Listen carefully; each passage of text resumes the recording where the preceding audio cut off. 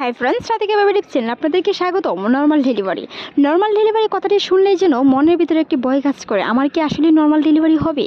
আমি কি নর্মাল একটি সন্তান প্রসব করতে পারবো? হ্যাঁ, যদি আপনার মনোশক্তি ঠিক থাকে তাহলে আপনার নর্মাল ডেলিভারি সম্ভব। তারই মধ্যে কিছু কিছু উল্লেখযোগ্য বা কিছু কিছু লক্ষণ দেখলে আপনি বুঝতে পারবেন আপনার নর্মাল ডেলিভারি সম্ভব। আদৌ কি নর্মাল ডেলিভারি সম্ভব? মনের ভিতরে যে প্রশ্নটি জাগে, সেই প্রশ্নটি যদি আপনি সাহসিকার সাথে আপনার নিজস্ব ব্যক্তিগতভাবে কাজে লাগান তাহলে আপনার নর্মাল ডেলিভারি অবশ্যই সম্ভব। অনেকেই মনে করে থাকেন নর্মাল ডেলিভারিতে হয়তো বা প্রচুর ব্যথা হয়, সেই ব্যথা সহ্য করার মতো ক্ষমতা হয়তো আমার যদি না থাকে, আমার সন্তানের কোনো সমস্যা হয় তাহলে অনেক বিরাট বড় ক্ষতি হয়ে যেতে পারে। এই জন্য অনেকেই সিজারিয়ান সেকশন বেছে নেন, তবে সেটা ঠিক নয়। মনে রাখবেন, নর্মাল ডেলিভারি এরকম কোনো বিষয় নেই যে হুট করে তীব্র ব্যথা হয়ে যায়। অনেকেরই মুখে শোনা যায় যে কেউ কেউ 7 দিন ব্যাপী ব্যথা অনুভব করে একটি সন্তান প্রসব করেছেন, আবার কেউ কেউ 3 দিন 4 দিন বা 5 দিনেরও বেশি স্থায়ী সময় ধরে ব্যথা অনুভব করে তারপর সন্তান প্রসব করেছেন। আসলে কি ব্যথাটি তখন স্থায়ী ছিল 7 দিন পর্যন্ত? একজন মেয়ের যখন নর্মাল ডেলিভারিতে হয় একটি সন্তান প্রসব, তখন তার ব্যথাটা তীব্র থাকে, অর্থাৎ যখন ব্যথাটা বেশি থাকে সেই পরিমাণটা হচ্ছে প্রায় 6 থেকে 8 ঘন্টা। 6 থেকে 8 ঘন্টা ব্যথাটা তীব্র হতে পারে, তখন আপনার সন্তানটি প্রসব হয়ে যায়।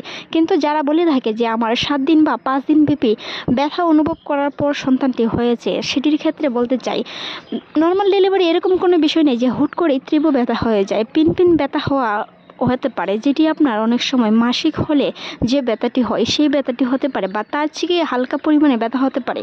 তবে আপনার রেস্ট নেওয়ার সুযোগ অবশ্যই পাবেন। নর্মাল ডেলিভারি এরকম কোনো বিষয় নেই হুট করে তীব্র ব্যথা হয়। পিন ব্যথা হতে পারে, সেটি আপনার রেস্টের সময়।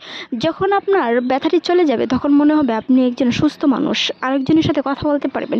তবে ব্যথাটা 5 থেকে 10 মিনিট স্থায়ী পরপর হতে পারে, এতে নিয়ে দুশ্চিন্তার কোনো কারণ নেই। মনে রাখবেন, নর্মাল ডেলিভারিতে সন্তান নিতে চাইলে মনোশক্তি ঠিক রাখতে হবে, ধৈর্য শক্তি থাকতে হবে।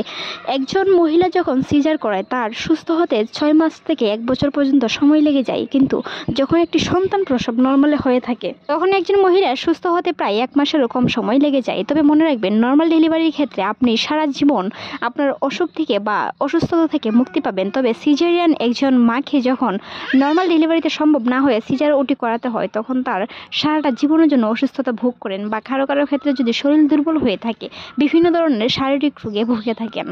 এমনকি পরবর্তীতে একটি সন্তান নিতে গেলে অনেক ঝামেলা কিংবা অনেক ধরনের বিপদের সম্মুখীন হতে হয়। তাই নর্মাল ডেলিভারিতে মনোবল ও মনোশক্তি ঠিক রাখুন, নিজের প্রিয় মানুষদের সাথে হাসি খুশিভাবে কথা বলার চেষ্টা করুন।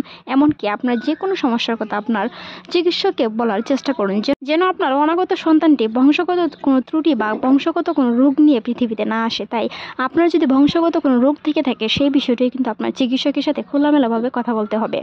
নর্মাল ডেলিভারিতে আরেকটি বড় পদক্ষেপ হলো অ্যামনিওটিক তরল। যখনই আপনার পানি বের হওয়া শুরু হবে তখন অ্যামনিওটিক তরল দিকে চিন্তিত হওয়ার কোনো কারণ নেই। তখনই যদি আপনি হসপিটালে চলে যান তখন কিন্তু ডক্টর আপনাকে সিজার করার কথা বলতে পারে। তাই একটু সময় ধরে অপেক্ষা করে 2-1 দিন দেখার পর যখন আপনার ব্যথাটা তীব্র হবে তখন আপনি হসপিটালে গিয়ে দেখতে পারেন আপনার জরায়ের মুখটি খুলেছে কিনা। একজন মায়ের প্রায় 10 সেন্টিমিটারের উপরে যদি জরায়ের মুখ খুলে তখন তার নর্মাল ডেলিভারি সম্ভব। তাই 10 সেন্টিমিটারেরও বেশি যদি আপনার জরায়ের মুখ খুলে থাকে সেই ক্ষেত্রে আপনার অবশ্যই নর্মাল ডেলিভারিতে হবে, যদি আপনার সন্তানের পজিশন ঠিক থাকে।